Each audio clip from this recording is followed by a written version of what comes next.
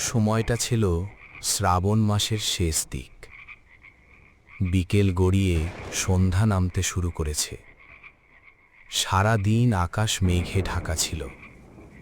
চারপাশের গ্রামের রাস্তা নিস্তব্ধ। শুধু দূরে মাঝে মাঝে মেঘের গর্জন শোনা যাচ্ছিল। মায়া আজ নিজের বাপের বাড়ি যাচ্ছিল। অনেক দিন পর বাবা মায়ের সঙ্গে দেখা হবে বলে সকাল থেকেই তার মনটা বেশ ভালো ছিল। তার সঙ্গে ছিল তার স্বামী সুবল। দুজনেই গ্রামের মেঠো রাস্তা ধরে পাশাপাশি হেঁটে যাচ্ছিল। সুবল, আকাশটার অবস্থা দেখেছ? সকাল থেকেই মেঘ জমে আছে। আমার কিন্তু মনে হচ্ছে যে কোনো সময় হঠাৎ বৃষ্টি নেমে যাবে। এতদিন পর বাপের বাড়ি যাচ্ছি, আজ যদি মাঝপথে বৃষ্টিতে আটকে যাই তাহলে কিন্তু খুব মুশকিল হবে। বৃষ্টি হলে হবে, আর কতটুকুই বা রাস্তা বাকি আছে। একটু পরেই তো তোর বাপের বাড়ির রাস্তা ধরে ফেলব। শ্রাবণ মাসে ২-১ পশলা বৃষ্টি হবে, এটা তো স্বাভাবিক ব্যাপার। তুই বরং চিন্তা না করে মায়ের সঙ্গে দেখা হলে কি কি গল্প করবি সেটা ভাব। তা ঠিক বলেছ, কিন্তু একটা কথা বলি, সামনে যে তালবাগানটা আছে ওই জায়গাটা আমার একদম ভালো লাগে না। ছোটবেলা থেকে ওই বাগানটা নিয়ে গ্রামের লোকের মুখে কত রকমের গল্প শুনেছি। বিশেষ করে সন্ধ্যার পর নাকি ওই রাস্তা দিয়ে কেউ একা যেতে চায় না। আবার শুরু করলি তোর ভূতের গল্প? গ্রামের লোকেরা একটা পুরনো তালবাগান দেখলেই তার সঙ্গে ভূতের গল্প জুড়ে দেয়। এসব কিছুই না, আমি তো আছি তোর সঙ্গে। মায়া আর কিছু বলল না। ঠিক তখনই হঠাৎ আকাশের বুক চিরে প্রচণ্ড শব্দ হলো। মায়া চমকে আকাশের দিকে তাকালো, আর ঠিক তার কয়েক সেকেন্ড পরেই ঝমঝম করে বৃষ্টি নেমে এলো। দেখলে, আমি বলেছিলাম না বৃষ্টি নামবে। এখন আমরা কি করব? সঙ্গে ছাতাও নেই, তার ওপর সামনে ওই তালবাগানটা। ভিজতে ভিজতে একটু এগিয়ে চল। তালবাগানটা পার হয়ে গেলেই রাস্তা পরিষ্কার। আর বেশি দূর নেই। বৃষ্টি একটু কমে গেলেই তোর বাপের বাড়ি পৌঁছে যাব। দুজনেই বৃষ্টির মধ্যে হাঁটতে শুরু করল। জামাকাপড় ভিজে শরীরে লেগে গেল। মেঠো রাস্তার মাটি কাদায় পরিণত হলো।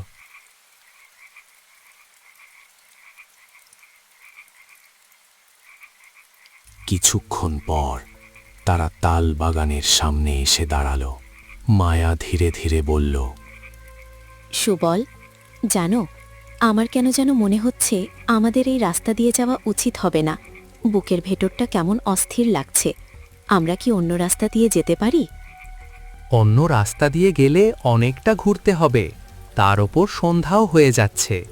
এই বাগানটা পার হতে আমাদের বড়জোর 10 মিনিট লাগবে। তুই আমার হাতটা শক্ত করে ধরে থাক, কিছু হবে না। মায়া অনিচ্ছা সত্ত্বেও হাঁটতে শুরু করল। দুজন তালবাগানের ভেতরে ঢুকে গেল। বাগানের ভেতরে ঢোকার পর যেন চারপাশের পরিবেশটাই বদলে গেল। বাইরে তখনও ঝমঝম করে বৃষ্টি হচ্ছে, কিন্তু তালগাছগুলোর নিচে অদ্ভুত একটা নিস্তব্ধতা। সুবল, শুনছ? এখানে এত চুপচাপ কেন? বাইরে বৃষ্টির এত শব্দ, অথচ এই বাগানের ভেতরে কেমন যেন কিছুই শোনা যাচ্ছে না। বাগান বলে এমনই লাগছে। তুই ভয় পাস না, আর একটু গেলেই বেরিয়ে যাব। হঠাৎ তাদের সামনে মাটিতে একটা পাকা তাল বিকট শব্দে পড়ল। মায়া চমকে উঠল। সুবল, কে যেন আমাদের সামনে কিছু ফেললো। কেউ কিছু ফেলেনি, গাছ থেকে পাকা তাল পড়েছে। এত ভয় পাচ্ছিস কেন? সুবল কথাটা শেষ করতেই বৃষ্টির শব্দের মাঝখান থেকে খুব ক্ষীণ একটা হাসির শব্দ ভেসে এলো। সুবল, তুমি শুনতে পেলে? কেউ হাসলো। সুবল এবার কোনো উত্তর দিল না। আবার সেই হাসি শোনা গেল, কিন্তু এবার শব্দটা আগের চেয়ে অনেক কাছে। সুবল সামনে তাকিয়ে রইল। বৃষ্টির পর্দার মধ্যে ধীরে ধীরে একটা অবয়ব দেখা গেল।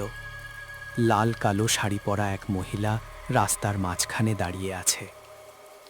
তার লম্বা ভেজা চুল বাতাসে উঠছে। সুবল, ওখানে কে দাঁড়িয়ে আছে? আমি জানি না। আমার খুব ভয় করছে, চলো এখান থেকে বেরিয়ে যাই। ঠিক তখনই একটা খুব ধীরে ফিস ফিস করে একটা গলা শোনা গেল। যাবি তুই, চলে যা, ও আজ থেকে এখানেই থাকবে। সুবল, দৌড়াও, এখনই দৌড়াও। কিন্তু সুবল নড়ল না।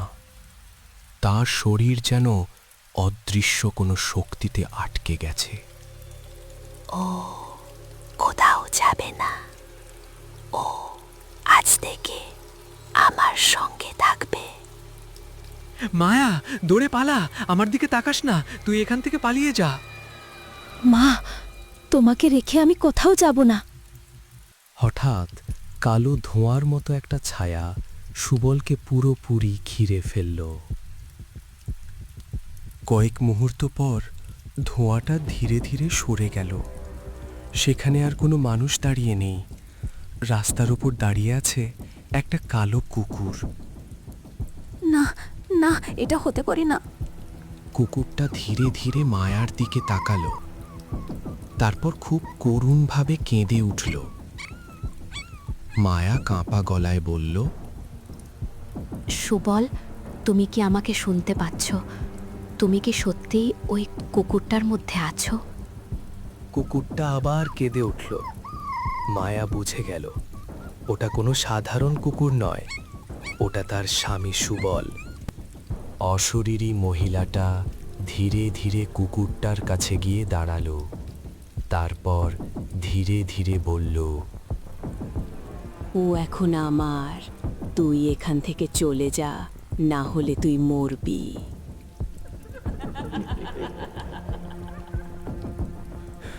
মায়া আর এক মুহূর্তও দাঁড়ালো না। সে বৃষ্টির মধ্যে প্রাণপণে দৌড়াতে শুরু করলো।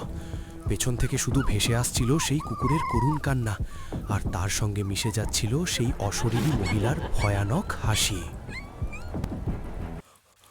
মায়া প্রাণপণে দৌড়াতে দৌড়াতে তালবাগান থেকে অনেকটা দূরে চলে এলো।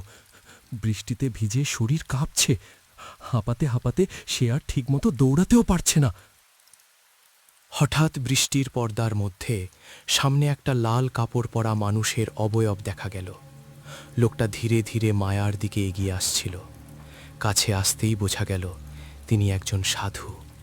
হাতে একটা লাঠি, গলায় রুদ্রাক্ষের মালা। বাবা, আমাকে বাঁচান। ওই তালবাগানের মধ্যে একটা আত্মা আমার স্বামীকে কুকুর বানিয়ে ফেলেছে।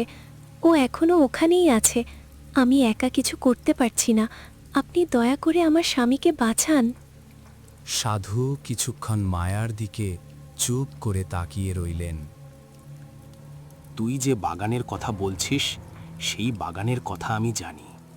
বহু বছর ধরে সেখানে একটা অশরীরী আত্মা ঘুরে বেড়ায়, কিন্তু আজ প্রথমবার সে কোনো জীবন্ত মানুষকে নিজের সঙ্গে বেঁধে ফেলেছে। তাহলে আমার স্বামীকে কি বাঁচানো যাবে বাবা?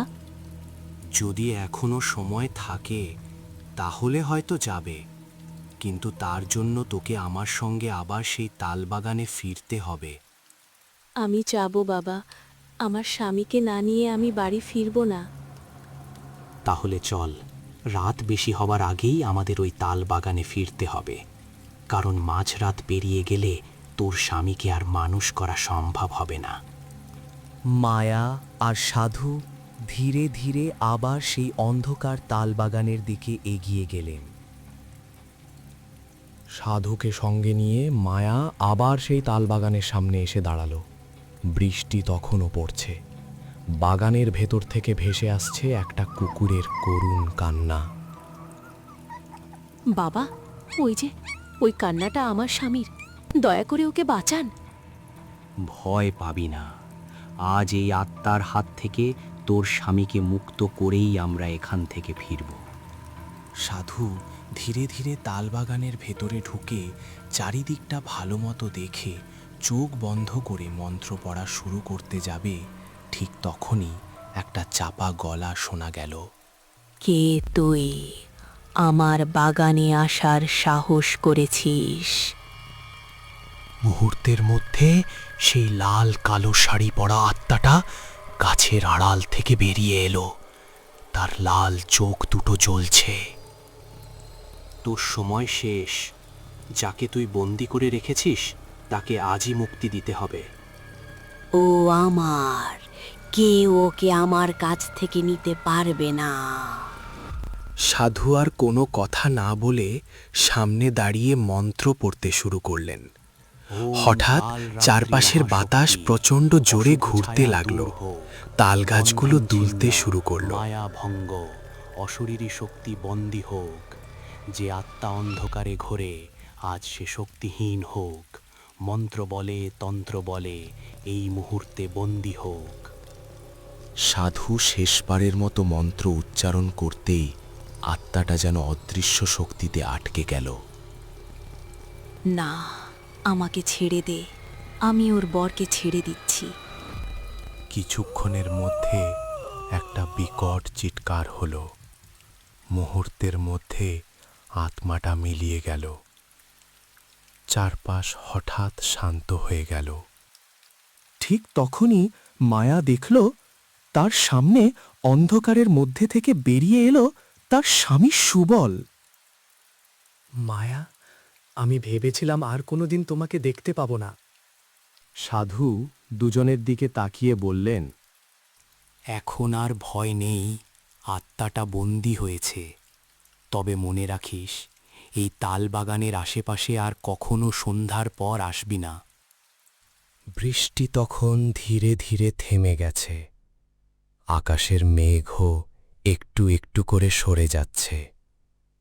দুজন পাশাপাশি হাঁটতে হাঁটতে তালবাগান থেকে বেরিয়ে গেল। আর সেই রাতের পর থেকে গ্রামের কেউ কোনোদিন সেই তালবাগানের কাছে সন্ধ্যার পর যেতে সাহস করেনি।